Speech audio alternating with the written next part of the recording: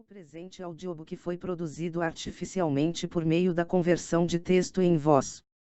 O áudio poderá trazer distorções fônicas por se tratar de uma leitura mecânica. Ubirajara, de José de Alencar, é livre de direitos autorais. Qualquer possível infração de texto, entre em contato prontamente. Participe do clube de leitura. Para mais informações, acesse o site www.domleon.com.br. Se possível, se inscreva no canal e compartilhe. Ubirajara, de José de Alencar. Segunda parte. Servo do amor. Jurandir, conduzido pela Virgem, caminhou ao encontro de Itaque e disse: Grande chefe dos Tocantins, Jurandir não veio à tua cabana para receber a hospitalidade, veio para servir ao pai de Araci, a formosa Virgem, a quem escolheu para esposa. Permite que ele a mereça por sua constância no trabalho, e que a dispute aos outros guerreiros pela força de seu braço. Itaque respondeu: Araci é a filha de minha velhice. A velhice é a idade da prudência e da sabedoria. O guerreiro que conquistar uma esposa como Araci terá a glória de gerar seu valor no seio da virtude. Itaque não pode desejar para seu hóspede maior alegria. Desde esse momento, Jurandir não foi mais estrangeiro na taba dos Tocantins. Pertencia à oca de Itaque, e devia, como servo do amor, trabalhar para o pai de sua noiva. Os guerreiros, cativos da beleza de Araci, conheceram que tinham de combater um adversário formidável, mas seu amor cresceu com o receio de perder a filha de Itaque. Jurandir tomou suas armas e desce ao rio. Era a hora em que o jacaré boia em cima das águas como o tronco morto, e a jaçanã se balança no seio do nenúfar. O manate erguia a tromba para pastar a relva na margem do rio. Ouvindo o rumor das folhas, mergulhou na corrente, mas já levava o arpel do pescador, cravado no lombo. Jurandir não esperou que o peixe ferido desenrolasse toda a linha. Puxou-o para a terra, e levou-o ainda vivo à cabana de Itaque, onde 3 guerreiros custaram a deitá-lo no jiral. As mulheres cortaram as postas de carne e os guerreiros cavaram a terra para fazer as grelhas do biaribi. Jurandir partiu de novo e entrou na floresta. Ao longe reboavam os gritos dos caçadores que perseguiam a fera. Pelo assobio o guerreiro conheceu que era um tapir. O animal zombara dos caçadores e vinha rompendo a mata como a torrente do Xingu. As árvores que seu peito encontrava caíam lascadas. Jurandir estendeu o braço. O velho tapir, agarrado pelo pé, ficou suspenso na carreira, como o passarinho preso no laço. Nunca, até aquele momento, encontrara força maior que a sua. Uma vez descera a lagoa para beber. A sucuri, que espreitava a caça, mordiu-o na tromba. Ele fugia, esticando a serpente, e a serpente, encolhendo-se, o arrastava até a beira d'água.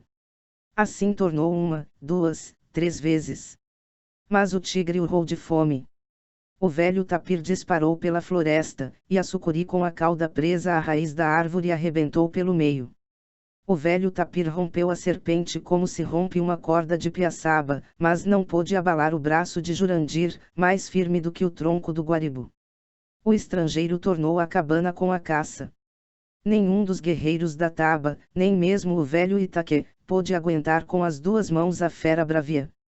Então Jurandir obrigou o animal a agachar-se aos pés de Araci e disse: O braço de Jurandir fará cair assim, a teus pés, o guerreiro que os disputar ao seu amor a tua formosura, estrela do dia. Nunca a abundância reinará na cabana sempre farta do chefe dos Tocantins, como depois que a ela chegara o estrangeiro. Jurandir era o maior caçador das florestas e o primeiro pescador dos rios. Seu olhar seguro penetrava na espessura das brenhas, como na profundeza das águas. Nada escapava à destreza de sua mão. Onde ela não chegava, iam as unhas de suas flechas certeiras, que rasgavam o seio da vítima, como as garras do jaguar. O estrangeiro soubera de Araci, qual era a caça que Itaque preferia e qual o peixe que ele achava mais saboroso. Desde então nunca o velho chefe sentiu a falta do manjar predileto. Se não era a lua própria do peixe desejado, Jurandir sabia onde o podia encontrar. Não tornava à cabana sem a provisão necessária para a refeição do dia. Depois da caça e da pesca, Jurandir trabalhava nas roças de Itaquê. Fazia no tabuleiro os matumbos, para que Jacamim enterrasse as estacas da maniva e semeasse o feijão, o milho e o fumo.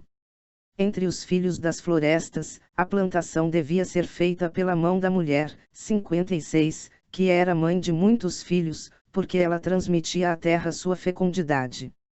A semente que a mão da Virgem depositava no seio da terra dava flor, mas da flor não saía fruto. E se era um guerreiro que plantava, o aipim endurecia como o pau de arco. Nas vazantes do rio, Jurandir capinava a terra coberta de relva e outras plantas, e só deixava crescer o arroz, o inhame e as bananeiras. Quando o estrangeiro partia pela manhã, Araci o acompanhava de longe pela floresta. Sua vontade a levava após ele. O costume da taba não consentia que a virgem desejada pelos servos do seu amor preferisse um guerreiro, antes de saber se ele a obteria por esposa. A filha de Itaquê não queria pertencer a outro guerreiro. Mas lembrava-se que a virgem deve merecer o esposo por sua paciência, assim como o guerreiro merece a esposa por sua constância e fortaleza. Então voltava ao terreiro enquanto os outros guerreiros espreitavam sua vontade, ela tecia as franjas para a rede do casamento. Sua mão sutil urdia como alvo fio do crauatá a fina penugem escarlate. Os noivos cuidavam que era a do peito do tucano, mas ela sabia que era do peito da arara e que tinha as cores do seu guerreiro. Quando o sol chegava ao cimo dos montes, ouvia-se o canto de Jurandir que voltava da caça. A virgem, seguida pelos guerreiros, ia ao encontro do estrangeiro. Então desciam ao rio. Era a hora do banho. Araci cortava as ondas mais lindas que a garça cor-de-rosa, e os guerreiros a seguiam de perto, como um bando de galeirões. Mas nenhum, nem mesmo Jurandir, que nadava como um boto, podia alcançar a formosa virgem. Ela parecia a flor do mururé que se desprendeu da haste e passe levada pela corrente. Uma vez a filha das águas soltou um grito e desapareceu no seio das ondas. Jacamim cuidou que o jacaré tinha arrebatado a filha de seu seio. Os guerreiros mergulharam para salvá-la, mas não a encontraram. Todos a julgavam perdida, quando apareceu Jurandir que trazia nos braços o corpo da Virgem Formosa. Pisando em terra, ela correu para a cabana, onde foi esconder sua alegria. Desde então, era no banho que Araci recebia o abraço de Jurandir, sem que os outros guerreiros suspeitassem da preferência dada ao estrangeiro. No seio das ondas ninguém a adivinhava a não ser o ouvido sutil de Jurandir, a quem ela chamava com o doce murmúrio do irerê. Encontravam-se no fundo do rio, enquanto durava a respiração. Depois desprendiam-se do abraço e surgiam longe um do outro. Tarde, voltando da caça, Jurandir viu na floresta um rastro, que ele conhecia. Chegado à cabana, entregou a Jacamim o veado que matara e saiu para visitar os arredores. Nada encontrou de suspeito, o rastro, que o inquietava, não chegará até ali. No outro dia, ao romper da alvorada, logo depois do banho, os guerreiros partiram para a caça e para a pesca. Só ficaram na cabana Jacamim e as mulheres de Itaquê. Araci tomou o arco e entrou na floresta. A imagem do guerreiro amado fugia naquele instante de seus olhos, eles buscaram entre as folhas o sinal de seus passos e não o descobriram. Lembrou-se a virgem, que Jurandir gostava da polpa do guaraná adoçada com o mel da abelha, e colheu os frutos encarnados que pendiam dos ramos da trepadeira. Nesse momento a arara cantou no olho do pirijá. Araci precisava de suas plumas vermelhas, para o cocar que ela tecia em segredo. Era o cocar do amor, com que desejava ornar a cabeça de seu guerreiro e senhor, no dia em que ele a conquistasse por esposa. A virgem armou o arco e seguiu a arara rompendo a folhagem. Quando ia disparar a seta, ouviu ao lado um rumor desusado. Jurandir estava perto dela e segurava o braço de uma mulher, que ainda tinha na mão a macana afiada. Araci conheceu a Virgem Araguaia pela faixa de algodão entretecida de penas, que lhe apertava a curva da perna, e adivinhou que era Jandira, a noiva do guerreiro. Filha de Magé, tua mão quis matar a virgem que Jurandir escolheu para a esposa. Tu vais morrer. Desde que o Birajara abandonou Jandira, ela começou a morrer, como a baunilha que o vento arranca da árvore. Acaba de matá-la, para que sua alma te acompanhe de dia na sombra das florestas e te fale de noite na voz dos sonhos. A Virgem Araguaia ameaçou a vida de Araci, ela lhe pertence, disse a filha de Itaquê. Jurandir cortou na floresta uma comprida rama de imbé e atou as mãos de Jandira. Jandira é tua escrava. Não lhe des a liberdade. Ela tem a astúcia da serpente e seu veneno. Eu era a cobra de água, amiga do guerreiro, que habita sua cabana e aguarda contra o inimigo. Quem foi que me fez a cascavel venenosa, que traz nos lábios o sorriso da morte? Jurandir não respondeu. Nesse momento ele teve saudade de sua cabana e lembrou-se do tempo em que, jovem caçador, seguia na floresta a formosa Virgem Araguaia. As duas virgens ficaram sós no claro da floresta. Já o rumor dos passos de Jurandir se apagara ao longe e ainda tinham ambas os olhos cativos uma da outra. Jandira pensou que ela não podia dar a Ubirajara a formosura da filha de Itaquê. Araci receou que o amor do guerreiro se voltasse outra vez para a linda Virgem Araguaia. A filha de Magé preparou-se para morrer à mão de sua rival, mas ela preferia a morte ao suplício de contemplar sua beleza. Araci, a estrela do dia, cantou.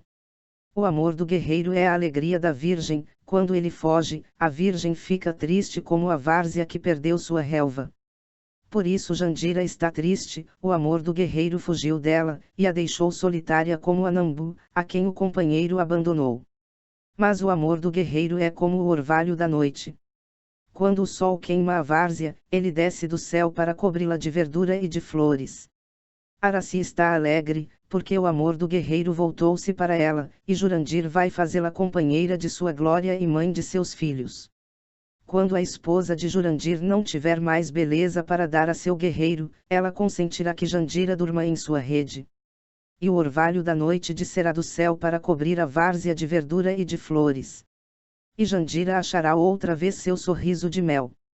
Assim cantou Araci, a estrela do dia, e a Virgem Araguaia respondeu. A árvore que morreu não sofre quando o fogo a queima. Jandira prefere a morte à vergonha de ser tua serva e à tristeza de ver a cada instante a formosura da estrangeira que roubou seu amor. Araci, a estrela do dia, é mais bela do que Jandira, mas não sabe amar o guerreiro, que a escolheu para mãe de seus filhos. Nunca Jandira ofereceria sua rede de esposa a outra mulher, e aquela que recebesse o amor de seu guerreiro morreria por sua mão. Ela amaria seu esposo tanto que sua graça nunca se retirasse dela, pois saberia morrer quando não tivesse mais beleza para dar-lhe. A nação araguaia nunca levanta a taba do vale onde acampou, senão quando a terra já não pode dar-lhe mais frutos. Assim é o guerreiro. Ele não retira seu amor da esposa que habita, senão quando ela já não sabe alegrar sua alma. Tornou a Virgem Tocantins. A cajazeira depois que dá seu fruto perde a folha, o guerreiro busca a sombra de outra árvore para repousar. Mas vem a lua das águas e a cajazeira outra vez se cobre de folhas, sua sombra é doce ao guerreiro. A esposa é como a cajazeira. Quando o guerreiro não acha alegria em seus braços, ela sofre que busque outra sombra e espera que lhe volte a flor para chamá-lo de novo ao seio. Araci ama seu guerreiro, como Jacamim ama Itaquê. A cabana do grande chefe dos Tocantins está cheia de servas, mas seu amor nunca abandonou a esposa. As servas deram a Itaquê muitos filhos, mas os filhos da velhice, foi só Jacamim quem os deu ao grande chefe, porque o primeiro amor do guerreiro não morre nunca. Ele é como a grama que nunca mais deixa a terra onde nasceu, podem arrancá-la que brota sempre. Araci quer apagar a tristeza de tua alma e beber o teu sorriso de mel, para que o esposo ache mais doces seus lábios, quando os provar. Tu serás irmã de Araci e lhe darás um filho de Jurandir, tão valente, como os que seu amor há de gerar no seio da esposa. Jandira afastou os olhos da Virgem dos Tocantins, para desviar dela sua ira. Tua palavra dói como o espinho da Jussara, que tem o coco mais doce que o mel. As flechas do teu arco não matam mais do que os sorrisos que o amor do guerreiro derrama em teu rosto, estrela do dia. O Ubirajara deixou-me por ti, mas foi a Jandira que ele primeiro escolheu para a esposa, quando ainda era jovem caçador. Nos campos alegres, onde vão os guerreiros quando morrem, ele me chamará, e o Guanumbi virá buscar a minha alma no seio da flor do Manacá para levá-la a seu amor. Mata-me ou deixa que eu morra para não ver mais tua beleza e não ouvir o canto de tua alegria. Araci caminhou para Jandira e desatou-lhe os pulsos. O amor do guerreiro não pertence à mulher que seus olhos primeiro viram, mas àquela que ele escolheu. Apanha teu arco, e morra aquela que não souber defender seu amor e merecer o esposo. Araci disse, e tirou da Uiraçaba uma seta. Jandira ficou imóvel, com os pulsos cruzados, como se ainda estivessem presos. A vontade de Ubirajara atou os braços de Jandira, ela rejeita a liberdade dada por ti. Araci pode ser preferida, porém, não será mais generosa do que a filha de Magé. O combate nupcial. Chegou o dia, em que os noivos de Araci deviam disputar a posse da formosa virgem. Era a hora em que o sol transpondo a crista da montanha, estende pelo vale sua araçóia de ouro. A grande nação Tocantins cerca a vasta campina. No centro estão os anciões, que formam o grande carbeto. Em frente aparece Araci, a estrela do dia, que há de ser o prêmio da constância e fortaleza do mais destro guerreiro. Jacamim acompanha a filha, nesse momento remoça com a lembrança do dia em que Itaque a conquistou, lutando com os mais feros mancebos Tocantins. De um e outro lado seguem pela ordem da idade os moacaras. Cada um cerca-se da esposa, das servas e das filhas, que vieram para assistir ao combate. É a única das festas guerreiras, em que o rito de Tupã consente a presença das mulheres, porque tratasse de sua glória. Contemplando o esforço heróico dos mais nobres guerreiros para conquistar a formosura de uma virgem, as outras virgens aprendem a prezar a castidade, e as esposas se ufanam de guardar a fé no primeiro amor. Itaque, o grande chefe dos Tocantins, presida ao combate, orgulhoso pela valente nação que dirige, como pela formosa virgem de que é pai. Quando seus olhos admiram a multidão de guerreiros, servos do amor de Araci, que se preparam a disputar a esposa, o grande chefe ergue a fronte soberba como o velho ipê da floresta coroado de flores. Os noivos se distinguem dos outros guerreiros pelo bracelete de contas verdes, que o guerreiro cinge ao pulso da esposa, quando rompe a liga da virgindade. Lá caminha Pirajá, o grande pescador, senhor dos peixes do rio, a quem obedece o manate e o golfinho. Junto dele ergue-se o Iraçu, que tomou este nome do valente guerreiro dos ares, pelo ímpeto do assalto. Vem depois Araribóia, a grande serpente das lagoas, Cauatá, o corredor das florestas, Cori, o altivo pinheiro, e tantos outros, ainda mancebos, e já guerreiros de fama. Entre todos, porém, assoma Jurandir. Sua fronte passa por cima da cabeça dos outros guerreiros, como o sol quando se ergue entre as cristas da serrania. Os músicos fizeram retroar os borés, anunciando o começo da festa, e os servos do amor se estenderam em linha pelo meio da campina. Então os nhangaçarais levantaram o canto nupcial. A esposa é a alegria e a força do guerreiro. Ela acende em suas veias um fogo mais generoso que o do Cauim, e prepara para seu corpo o repouso da cabana. Por isso, o primeiro desejo do mancebo, quando ganha nome de guerra, é conquistar uma esposa. Não basta ser valente guerreiro para merecer a Virgem Formosa, filha de um grande chefe, é preciso a paciência para sofrer e a perseverança no trabalho. Araci, a estrela do dia, filha de Itaque, será a alegria e a glória do mais forte e do mais valente. Os filhos que ela gerar em seu seio, onde corre o sangue do grande chefe, serão os maiores guerreiros das nações. Itaque deu o sinal, o combate começou. Pirajá foi o primeiro que saiu a campo, e clamou esgrimindo o tacape. Araci, estrela do dia, tu serás esposa do guerreiro Pirajá, que te vai conquistar pela força de seu braço. Avançou o Iraçu, e disse: a Virgem Formosa ama ao guerreiro Iraçu e há de pertencer-lhe.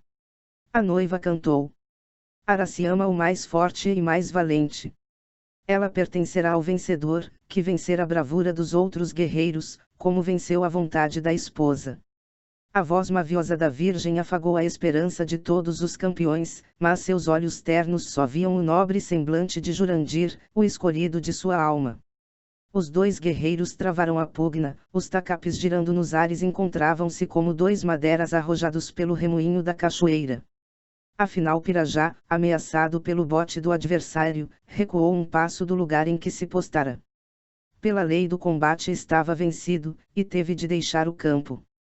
Araribóia tomou o seu lugar, e o combate prosseguiu com vária fortuna, até Cori que, expelindo o vencedor, manteve-se firme contra todos que vieram disputá-lo. Faltava Jurandir. O estrangeiro avançou gravemente, como convinha a um grande guerreiro da nação araguaia. Ele queria dar ao vencedor de tantos combates, o tempo preciso para descansar. A mão do guerreiro arrastava pelo chão o tacape, que desdenhava erguer para um combate sem glória. Quando Jurandir achou-se em face do vencedor, levantou a voz e disse: para merecer Araci, a estrela do dia, Jurandir queria vencer a 100 guerreiros, e não, combater um guerreiro fatigado. Tu empunhas um tacape, toma outro, habituado a vencer, ele restituirá a teu braço a força que perdeu. Basta a Jurandir esta mão, para te arrebatar todas as tuas vitórias. Disse, e arremessou a arma aos pés do adversário. Cori, pensando que seu rival o atacava, desfechou-lhe o golpe. Mas Jurandir aparou-o na mão firme e, arrebatando o tacape que o ameaçava, arrancou o guerreiro do chão. Assim o pinheiro que o tufão arrebata, antes de partir o tronco, desprende a raiz da terra, onde nada o abalava. Jurandir ficou só no campo. Mas todos os noivos se haviam mostrado valentes guerreiros, talvez nas outras provas saíssem vencedores. Os músicos tocaram os borés, e os jovens caçadores trouxeram para o meio do campo a figura da noiva. Era um grosso touro de madeira, no qual a mão destra de um pajé entalhara, com o dente da cutia, a cabeça de uma mulher.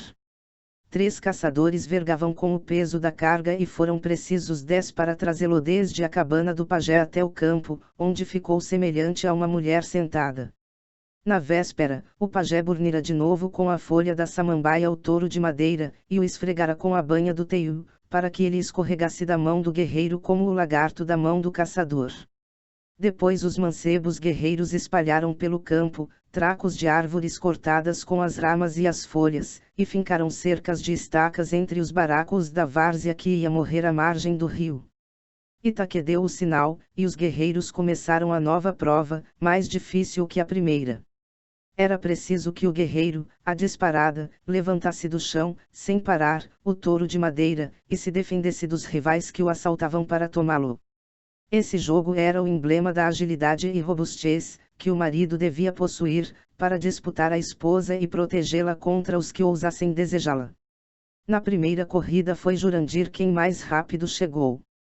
Como o condor que, rebatendo o voo, leva nas garras a tartaruga adormecida, assim o veloz guerreiro suspendeu a figura da esposa e com ela arremessou-se pela campina. Os outros o seguiam ardendo em ímpetos de roubar-lhe a presa. Na planície aberta seria vão intento porque nenhum corria como o estrangeiro. Mas Jurandir achava diante de si, para tolher-lhe o passo, as árvores derrubadas, os baracos profundos e outros obstáculos de propósito acumulados. Não hesitou, porém, o destemido mancebo. Saltou as corcovas, galgou as caiçarais, e subiu pelos galhos que estrepavam o chão. Uma vez os guerreiros aproximaram-se tanto, que Jurandir sentiu nos cabelos o sopro da respiração ofegante. Em frente, erguia-se a alta estacada. Se tentasse subir, carregado como estava, os guerreiros com certeza o alcançariam a tempo de arrancar-lhe a presa. Então arremessou pelos ares o touro de madeira, como se fosse o tacape de um jovem caçador, e seguiu após.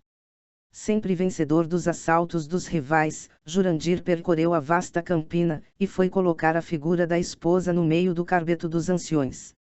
Ali era o termo da correria. O guerreiro que chegava a esse ponto com a sua carga, saía triunfante da prova. Ele mostrava como arrebataria a esposa do meio dos inimigos e a defenderia contra seus ataques até recolhê-la em um asilo seguro. De todos os guerreiros só Cori e o Iraçu conseguiram ganhar a prova, mas nenhum com a galhardia de Jurandir. Cori por vezes foi alcançado, e só a confusão dos outros deveu escapar-se. O Iraçu recuperou a presa já perdida, porque Pirajá, que havia empolgado, falseou na corrida e tombou. Os 3 vencedores entraram de novo em campo para decidir entre si. O triunfo não se demorou. Jurandir o arrebatou, como o gavião arrebata a presa que disputam 2 serpes. Soaram os borés, e ao som do canto de triunfo entoado pelos nhangassarais, os chefes e os guerreiros saudaram o vencedor dos vencedores. Quando voltou o silêncio, Ogib, o grande pajé dos Tocantins, estava em pé no meio do campo.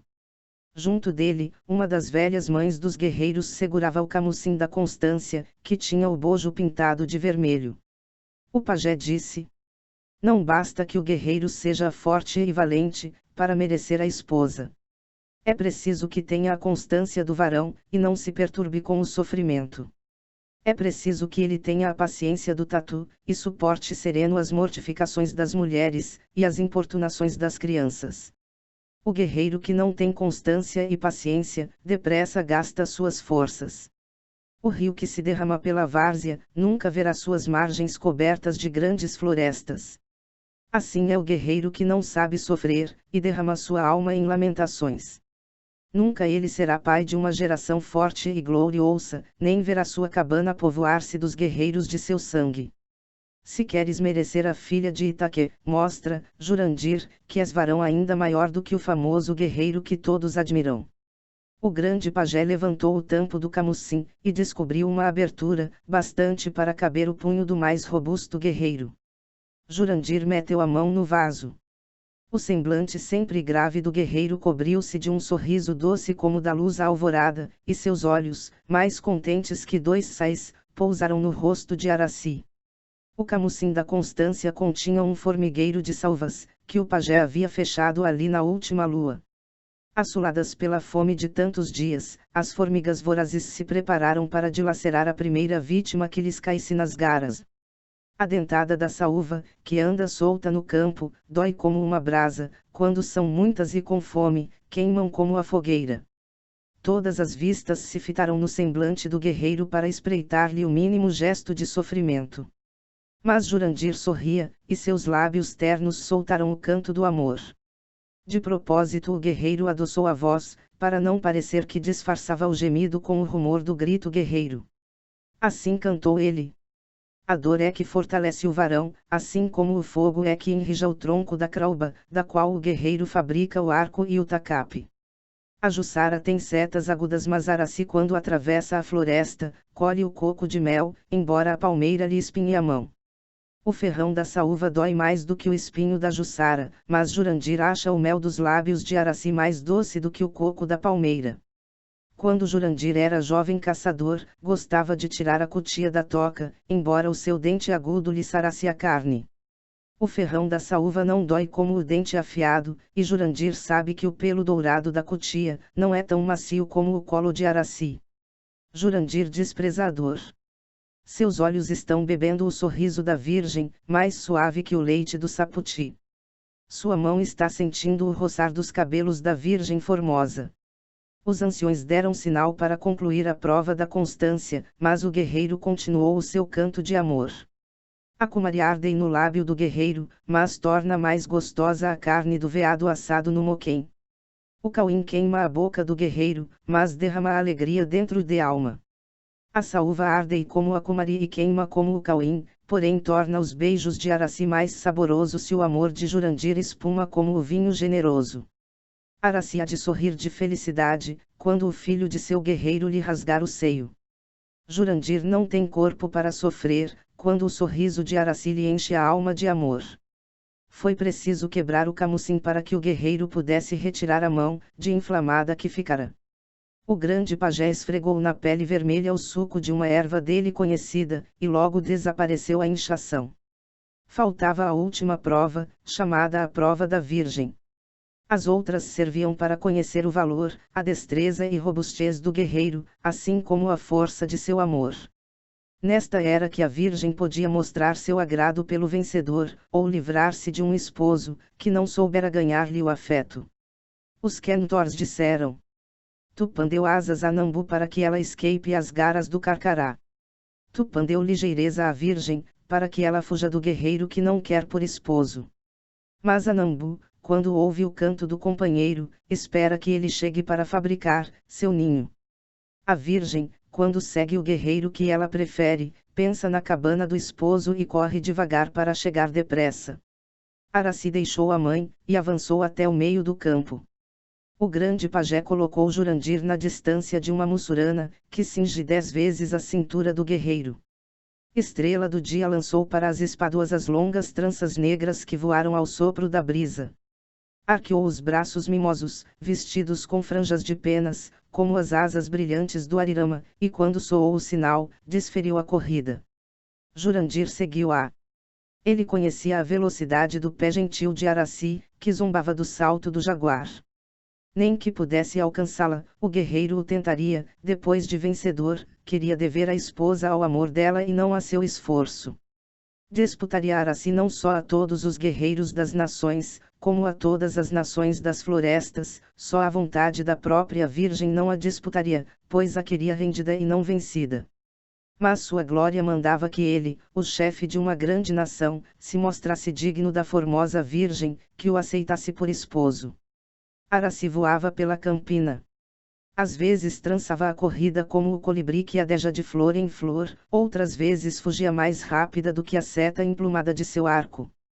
Quando mostrou a todos que Jurandir não a alcançaria nunca, se ela quisesse fugir-lhe, reclinou a cabeça para esconder o rubor. Jurandir abriu os braços e recebeu a esposa que se entregava a seu amor. O guerreiro suspendeu a Virgem Formosa ao colo, e levou-a à cabana do amor que ele construirá à margem do rio. As ramas de jasmineiro e do craviri vestiam a cabana e matizavam o chão de flores. Araci foi buscar a rede nupcial, que ela tecera de penas de tucano e arara, e Jurandir conduziu os utensílios da cabana. Então o estrangeiro sentou-se com a Virgem no terreiro e, antes de passar a soleira da porta, revelou a Araci quem era o guerreiro que ela aceitara por esposo. Araci pertence ao grande chefe da nação araguaia. Ela teve a glória de vencer ao maior guerreiro das florestas. Ela será mãe dos filhos de Ubirajara, e terá por servas as virgens mais belas, filhas dos chefes poderosos. A palmeira é formosa quando se cobre de flores e o vento agita as suas folhas verdes que murmuram, mais formosa, porém, quando as flores se mudam em frutos, e ela se enfeita com seus cachos vermelhos. Araci também ficará mais formosa quando de seu sorriso saírem os frutos do amor e quando o leite encher seus peitos mimosos, para que ela suspenda ao colo os filhos de Ubirajara. Araci ouviu as palavras do guerreiro, palpitante como a corça, e ornou a fronte do esposo com o cocar de plumas vermelhas, que tecera em segredo.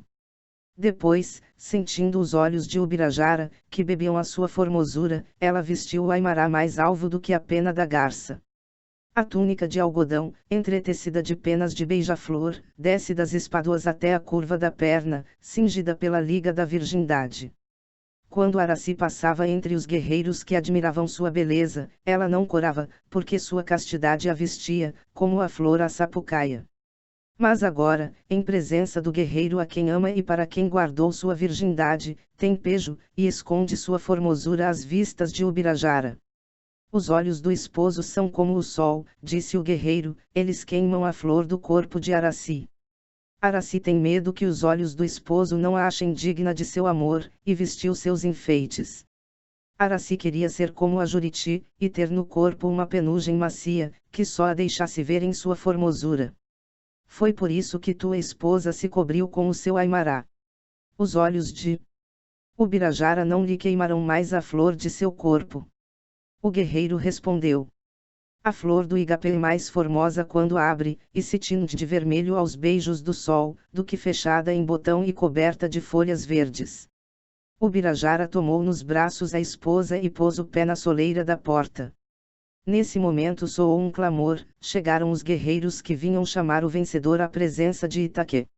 O carbeto dos anciões tinha decidido que o vencedor, antes de receber a esposa, devia declarar quem era, pois fora recebido como estrangeiro, e ninguém na taba o conhecia.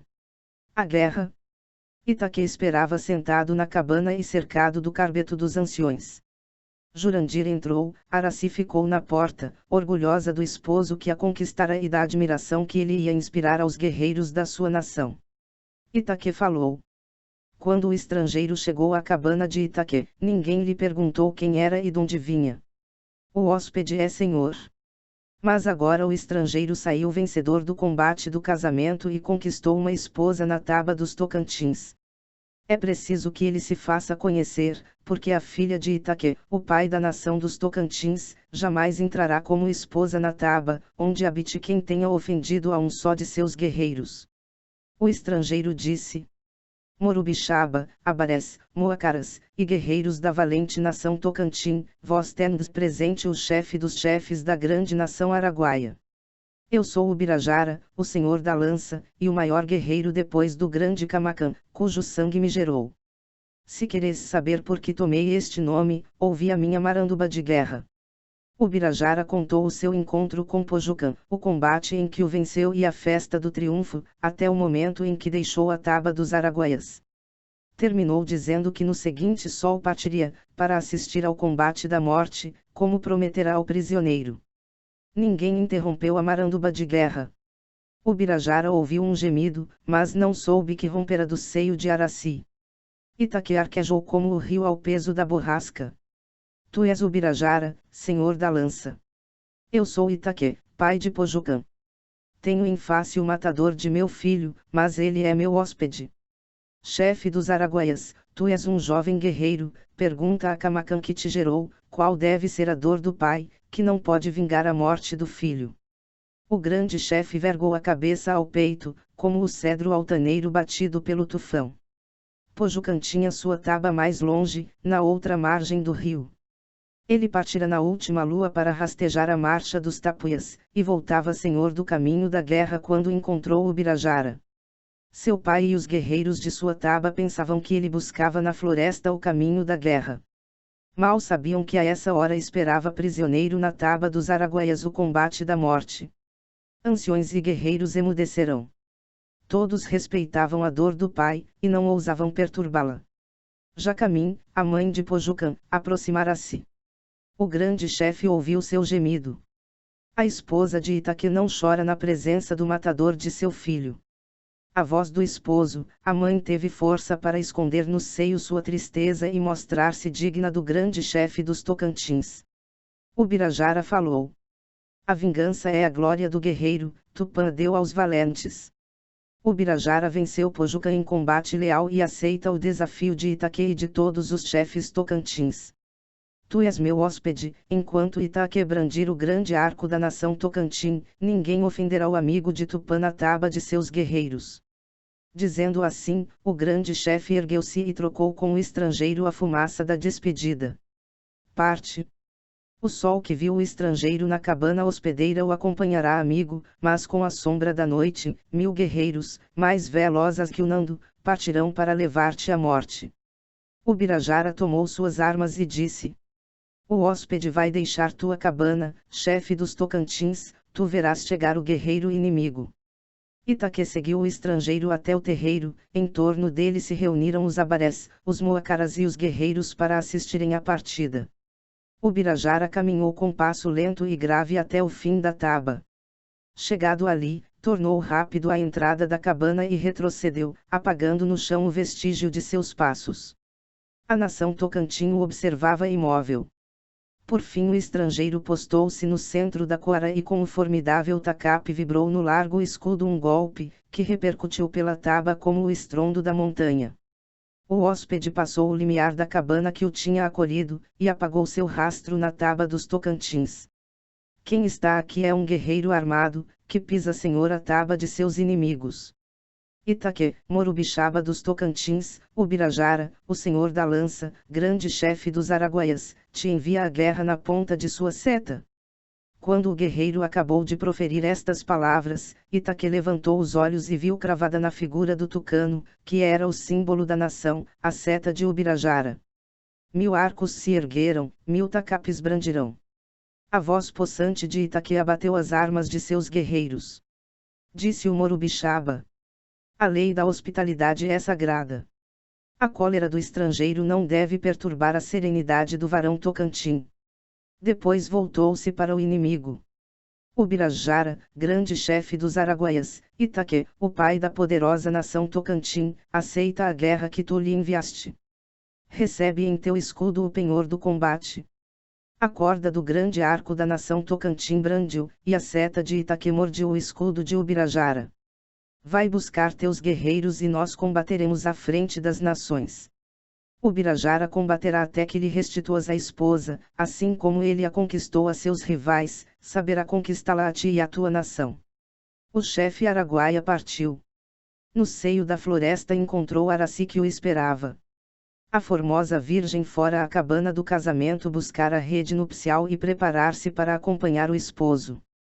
Ubirajara parte, mas antes de 5 sóis ele estará aqui para te conquistar a tua nação. A esposa te acompanha. Teu braço valente já a conquistou, e ela entregou-se a seu senhor. Araci te pertence, deves levá-la. A virgem Tocantins desejava seguir Ubirajara à taba dos araguaias. Falava em sua alma a ternura da esposa e da irmã. Partindo, ela unia-se para sempre a seu guerreiro e esperava que o amor o moveria a salvar Pojucã. Ubirajara pensou e disse: se Ubirajara tivesse rompido a liga de Araci, ela era sua esposa, e ninguém a arrebataria de seus braços. Mas a virgem Tocantins não pode abandonar a cabana onde nasceu, sem a vontade de seu pai. Araci suspirou. Ubirajara vai deixar a lembrança de Araci nos campos dos Tocantins. Jandira o espera na taba dos araguaias e lhe guarda o seu sorriso de mel. A luz de teus olhos, Araci, estrela do dia, foi buscar Ubirajara na taba dos seus, onde ressoavam os cantos de seu triunfo, e o trouxe à tua cabana. Quando ele partiu encontrou Jandira, e para que a filha de Magé não o acompanhasse, a deu a Pojucã como esposa do túmulo. O grana do lago voa longe, longe, para banhar-se nas águas da chuva que alagaram a várzea, mas logo volta ao seu ninho, e não se lembra mais da moita onde dormiu. Ubirajara é um guerreiro, ele não aprende com o grana do lago, que foge do perigo, mas com o gavião, grande chefe dos guerreiros do ar, que nunca mais abandona o rochedo onde assentou a sua oca. Se Ubirajara amasse a esposa, também não a abandonaria. Os braços de Araci já cingiram o colo de seu guerreiro. O tronco não desprende de si a baunilha que se entrelaçou em seus galhos. Ubirajara calcou a mão sobre a cabeça de Araci. Itaque respeitou a lei da hospitalidade no corpo de Ubirajara, Ubirajara não deixará a traição na terra hospedeira. Araci não deve querer para esposo um guerreiro menos generoso do que seu pai. A virgem emudeceu. Ela sabia que a honra é a primeira lei do guerreiro. Antes de partir, o chefe consolou a esposa. Ubirajara vai pedir ao gavião suas asas para voltar ao seio de Araci. Ele virá à frente de sua nação, conduzido pela luz de teus olhos. As outras mulheres são o prêmio de um combate entre os servos de seu amor. Araci terá essa glória, que ela será o prêmio da maior guerra que já viram as florestas. O chefe araguaia pôs as mãos nos ombros de Araci, 2 vezes uniu o seu ao rosto dela, por uma e outra face, para exprimir que nada os podia separar. Quando o guerreiro desapareceu na floresta, Araci caminhou para a cabana do esposo, que ficara triste e solitária. A virgem fechou a porta, sentou-se na soleira e cantou sua tristeza. 2 sóis tinham passado, e viera a noite. A última estrela se apagava no céu, quando Ubirajara pisou os campos dos araguaias. Sua mão robusta, vibrando a clava, feriu o trocano. A voz da nação araguaia derramou-se ao longe pelo vale, como o estrondo da montanha que arrebenta. Com o primeiro raio do sol que subia ao píncaro da serra, chegaram à grande taba os chefes das 100 tabas araguaias, com todos os seus guerreiros, convocados à coara da nação. Ubirajara mandou que Pojucã, o prisioneiro, viesse à sua presença. Vê o mar de meus guerreiros que enche a terra, como as águas do grande rio quando aloga a várzea. Eles esperam o aceno de Ubirajara para inundarem teus campos. A nação Tocantins carece neste momento do braço de seus maiores guerreiros, vai levar-lhe o socorro de teu valor, para que se aumente a glória de Ubirajara, seu vencedor. Tu és livre, Pojucã, parte e voa, que a guerra dos araguaias te segue os passos. O semblante do filho de Itaque ficou sombrio. Pojucã é um chefe ilustre, não merece esta desonra. Tu lhe prometeste a morte dos bravos. Ele exige o combate. O chefe araguaia contou a maranduba da hospitalidade. Ubirajara não sabia que Pojucan era filho de Itaque, pois ele nunca pisaria como hóspede a cabana de um guerreiro, a quem tivesse decepado um filho.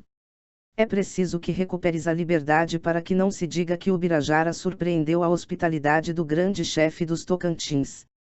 Pojucan não respondeu. Ele reconhecera que a honra do seu vencedor exigia sua volta à taba dos seus. Parte. Nós combateremos à frente das nações.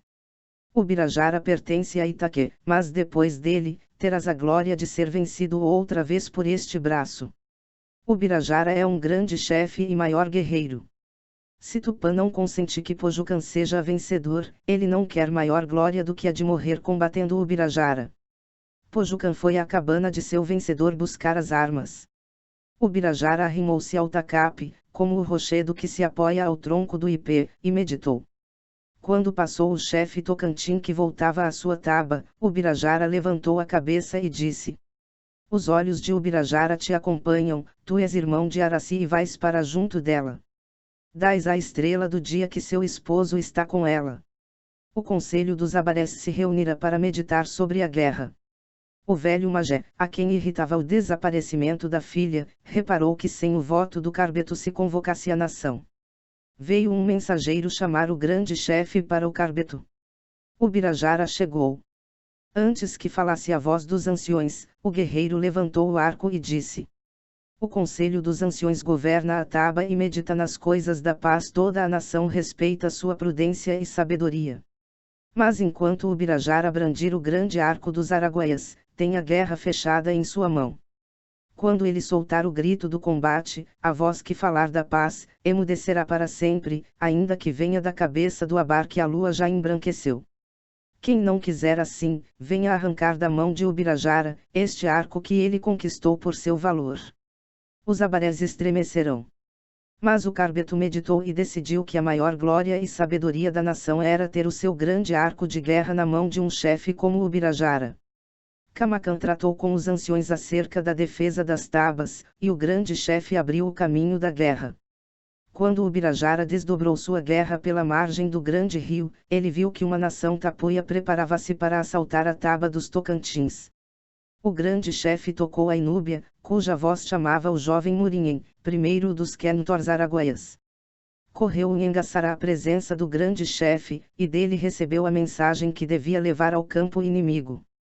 Os Quentors eram respeitados por todas as nações das florestas como os filhos da alegria, porque serviam de mensageiros entre as nações em guerra. Eles penetravam no campo inimigo, entoando o seu canto de paz, e nenhum guerreiro ousava ofender aquele a quem Tap considera a fonte da alegria. Murinhem atravessou rápido a campina e apresentou-se em frente de Canicrã, chefe dos tapuias. Ubirajara, o senhor da lança, que empunha o arco da poderosa nação araguaia, te manda, a ti, quem quer que sejas, e a todos quantos te obedecem, a sua vontade. O tapuia rugiu, mas seus olhos viam o mar dos guerreiros araguaias que o cercava, e na frente o grande vulto de Ubirajara, semelhante ao rochedo sombrio e imóvel do meio dos borbotões da cachoeira. Os guerreiros de Canicrã só conhecem a vontade do seu chefe, e Canicrã afronta a cólera de Tupã e das nações que ele gerou.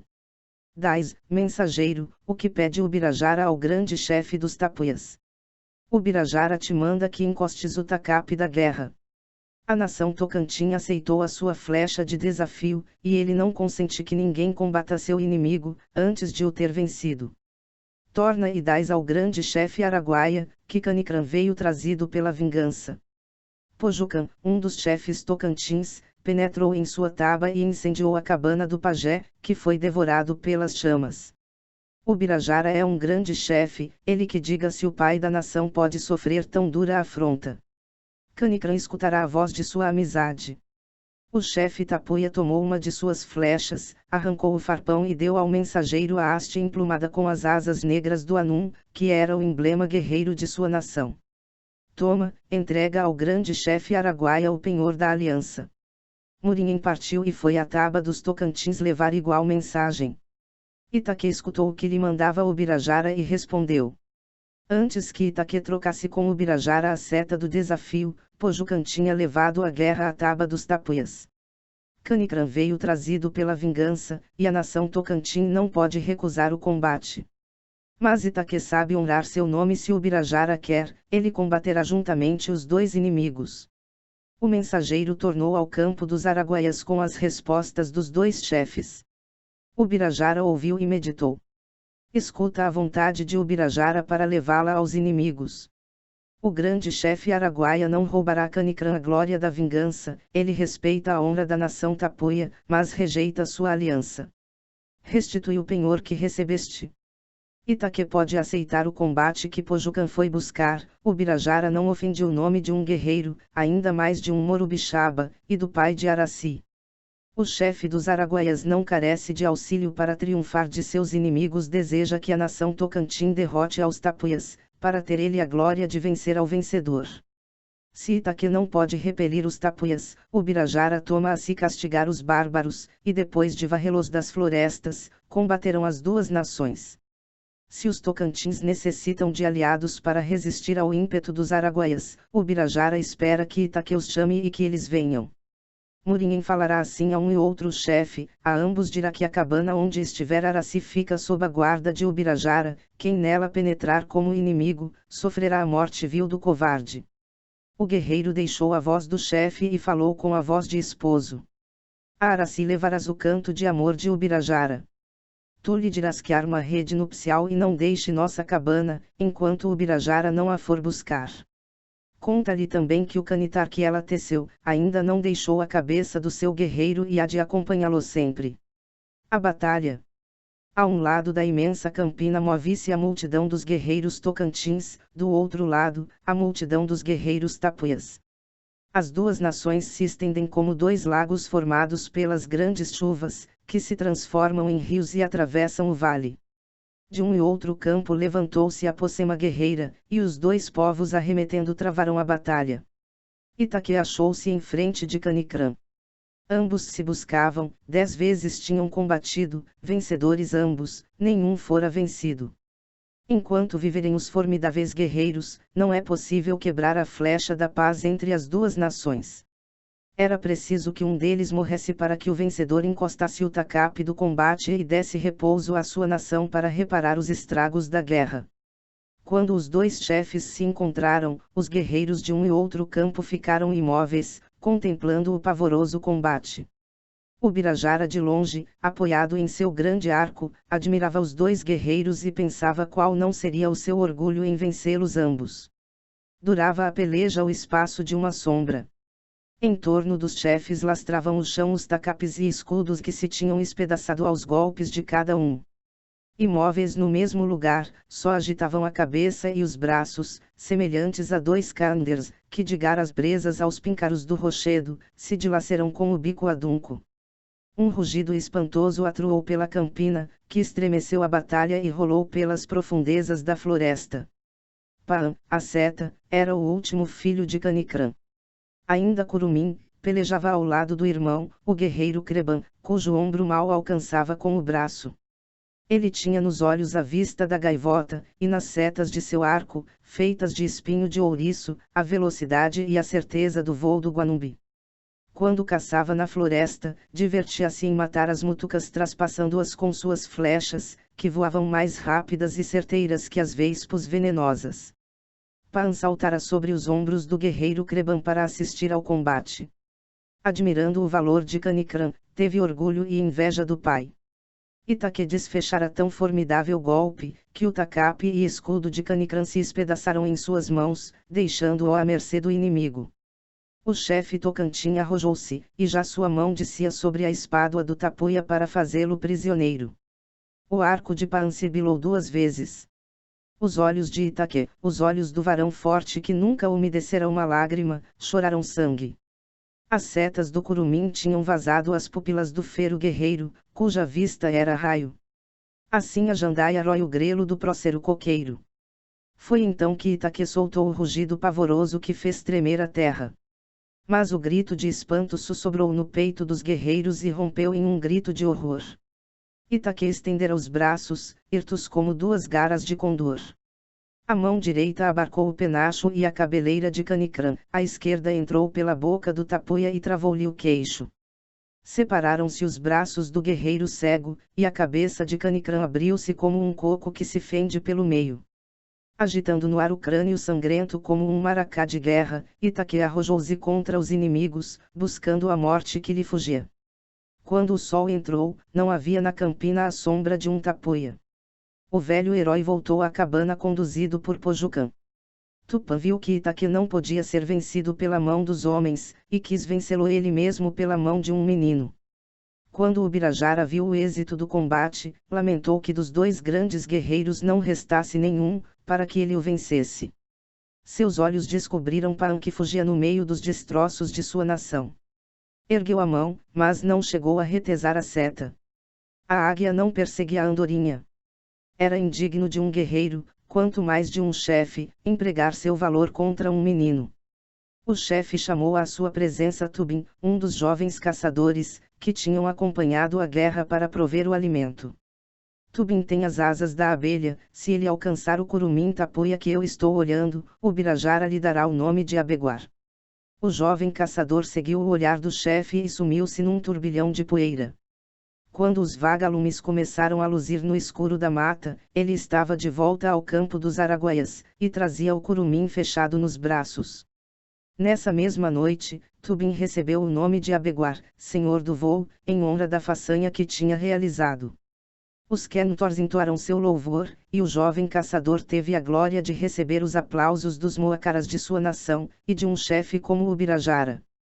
Ao raiar da manhã, Murinhen foi à Taba dos Tocantins, acompanhado por 20 guerreiros que conduziam o curumim. Quando chegou em frente à cabana do grande chefe, o cantor viu Itaque no terreiro, sentado em uma sapopema. O guerreiro fitava os olhos no céu, onde o calor lhe dizia que estava o sol. Mas não encontrava a luz que para sempre o abandonara. Então o velho guerreiro abaixava os olhos para a terra, como se buscasse o lugar do repouso. Quando soaram longe os passos dos estrangeiros, o chefe alongou a fronte para ver pelo ouvido o que os olhos lhe recusavam.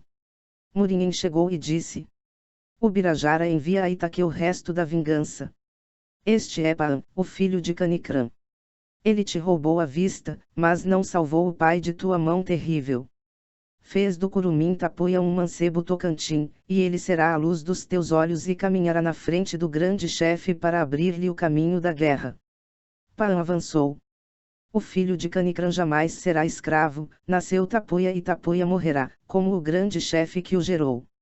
Enquanto o ouriço viver nas florestas, ele roubará seus espinhos para furar os olhos dos tucanos. Itaque pousou a palma da mão na cabeça do menino. O curumim que ama seu pai é filho de Itaque. Tu és livre, Paã, vai caçar o ouriço. Quando fores um guerreiro, acharás 100 mancebos do sangue de Itaque para castigarem tua audácia. O chefe voltou-se para o cantor. Tupã tirou a luz dos olhos de Itaque, mas aumentou a força de seu braço.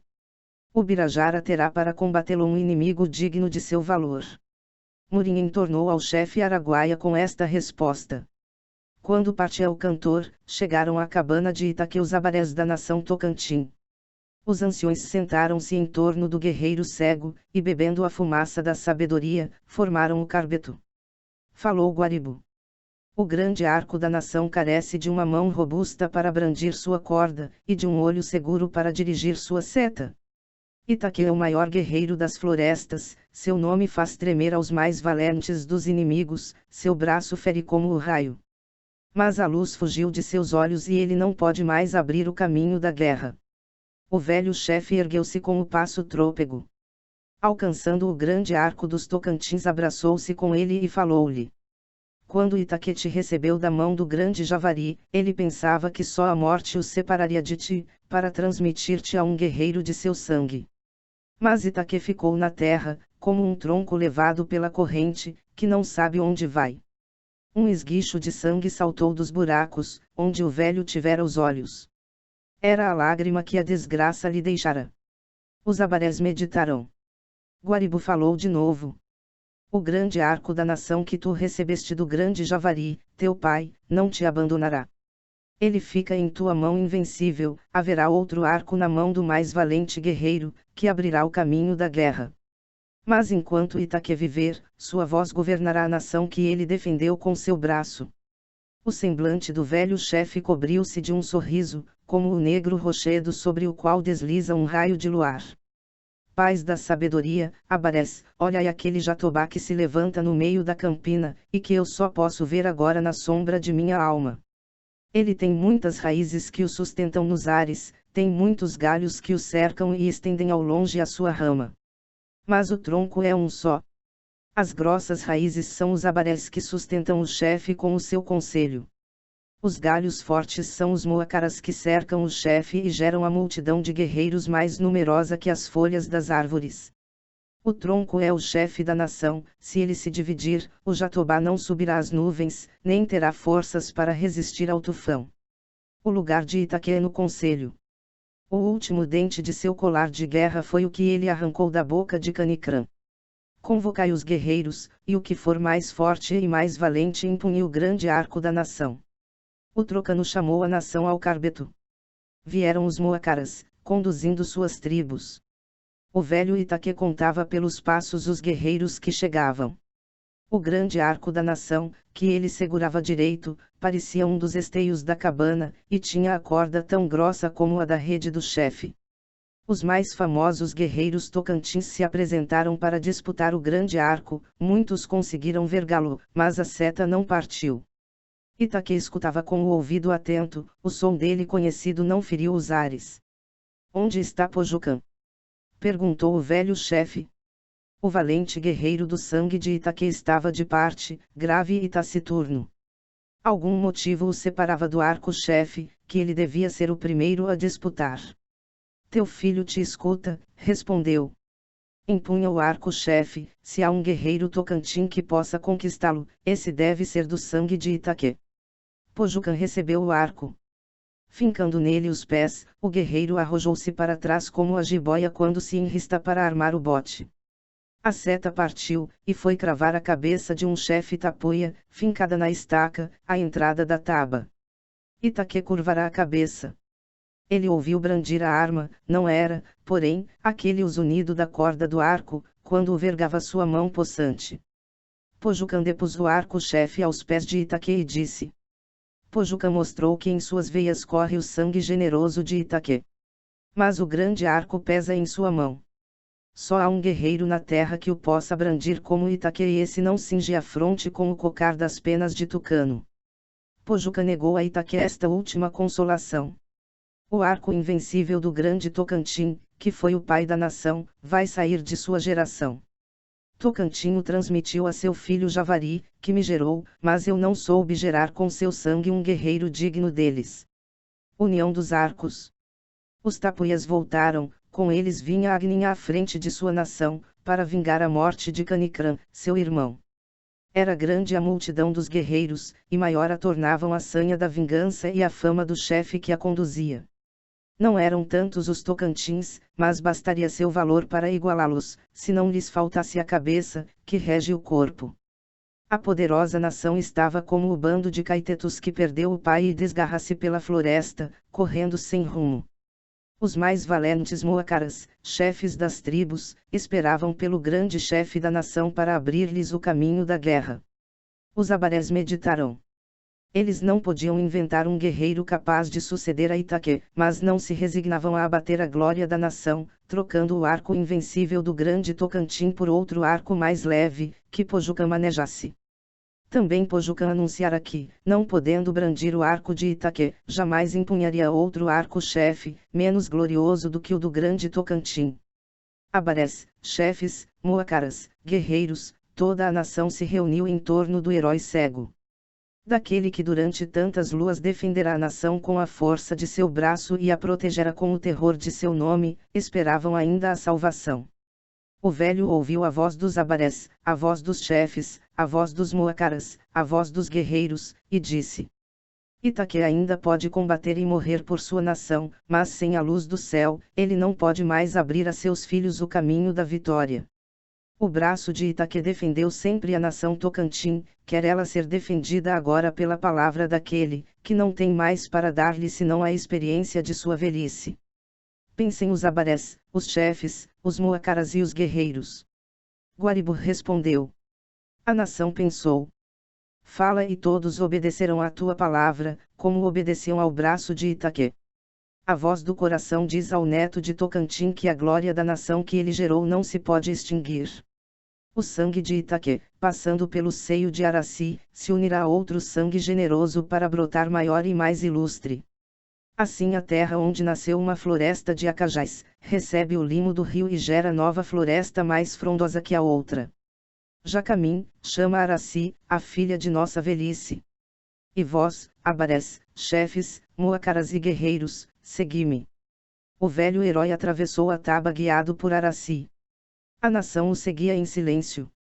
Quando o guerreiro cego passava com a mão no ombro da Virgem Formosa que dirigia o seu passo incerto, os guerreiros lembravam-se do tronco já morto que a rama do maracujá ainda sustenta de pé junto ao penedo.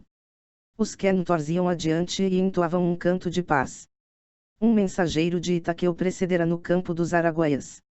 Ubirajara, cercado de seus abarés, chefes, moacaras e guerreiros, veio ao encontro do Morubixaba dos Tocantins. A alma do grande chefe araguaia encheu-se da alegria de ver Araci, mas ele retirou os olhos da esposa, para que o amor não perturbasse a serenidade do varão. Ubirajara está em face de Itaquê, para combatê-lo, se trouxe a guerra, para abraçá-lo, se trouxe a paz. Nunca Itaquê pediu a paz ao inimigo que trouxe-lhe a guerra, antes de o vencer, nem teria vivido tanto para cometer essa fraqueza. Ele vem trazer-te a vitória para que tu a repartas com seu povo. O velho herói avançou o passo. Chefe dos Araguaias, tu levaste a guerra à taba dos Tocantins para conquistar Araci, a filha de minha velhice. Por teu heroísmo, e ainda mais pela nobreza com que restituíste a liberdade a Pojucã, tu merecias uma esposa do sangue de Tocantins. Mas desde que tu ameaçaste tomá-la pela força de teu braço, Itaquê não podia mais conceder-te a filha de sua velhice, senão depois que abatesse teu orgulho. Ele preparava-se para te combater, e a tua nação, mas fugiu-lhe dos olhos a luz que dirige a seta da guerra, e não há entre seus guerreiros um que possa brandir o arco do grande Tocantins. Quando pronunciou estas palavras, a voz do velho guerreiro sussurrou-lhe no peito. O arco de Itaquê é como o gavião que perdeu as asas e não pode mais levar a morte ao inimigo. As andorinhas zombam de suas garras. Empunha o arco de Itaquê, chefe dos Araguaias, e tu conquistarás por teu heroísmo uma esposa e uma nação. A esposa farás mãe de 100 guerreiros como Itaquê, e a nação, conservarás a glória que ela conquistou quando o filho de Javari a conduziu à guerra. Tu pandará a teu braço esta força para que o sangue de Itaquê brote mais vigoroso e os nitos de Tocantins dominem as florestas. Ubirajara sorriu. Chefe dos Tocantins, teus olhos não podem ver o grande arco da nação araguaia, mas pergunta à tua mão se o arco que Camacan brandia é invencível e agora empunha Ubirajara, cede ao arco de Itaquê. O velho herói palpou o arco chefe dos araguaias e vergou-lhe a ponta ao ombro, como se a haste fosse de taquari. Ubirajara travou do arco de Itaquê e desdenhando fincá-lo no chão, elevou-o acima da fronte. A flecha ornada de penas de tucano partiu. O semblante de Itaquê remoçou, ouvindo o zunido que recordava-lhe o tempo de seu vigor. Era assim que ele brandia o arco outrora, quando as luas cresciam aumentando a força de seu braço. O velho inclinou a fronte para escutar o sibilo de sua flecha que talhava o azul do céu. Os Quentors não tinham para ele mais doce harmonia do que essa. Ubirajara largou o arco de Itaquê para tomar o arco de Camacan. A flecha araguaia também partiu e foi atravessar nos ares a outra que tornava a terra.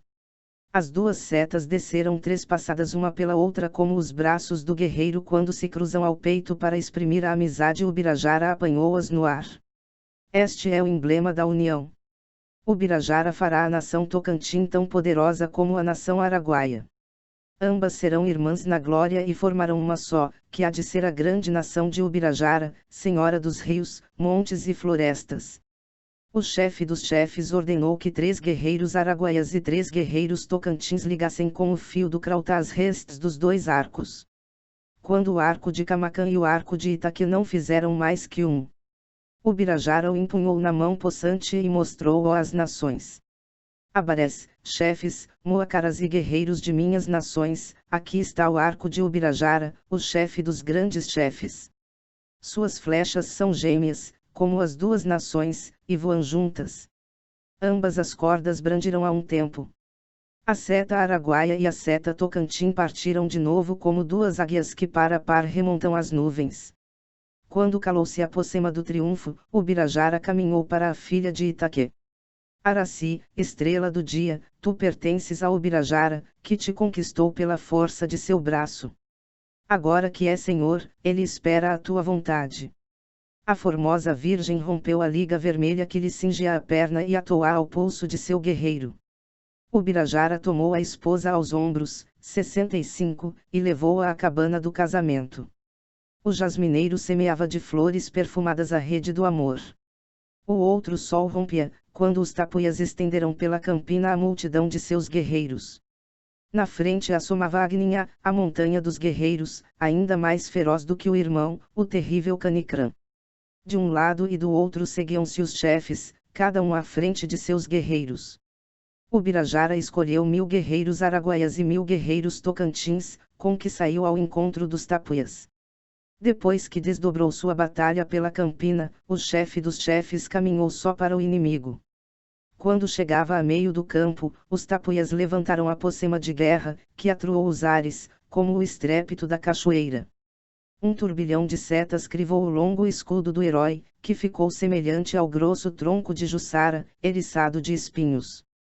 Ubirajara embraçou o escudo na altura do ombro, e com o pé brandiu 7 vezes a corda do grande arco gêmeo. As setas vermelhas e amarelas subiram direitas ao céu e perderam-se nas nuvens.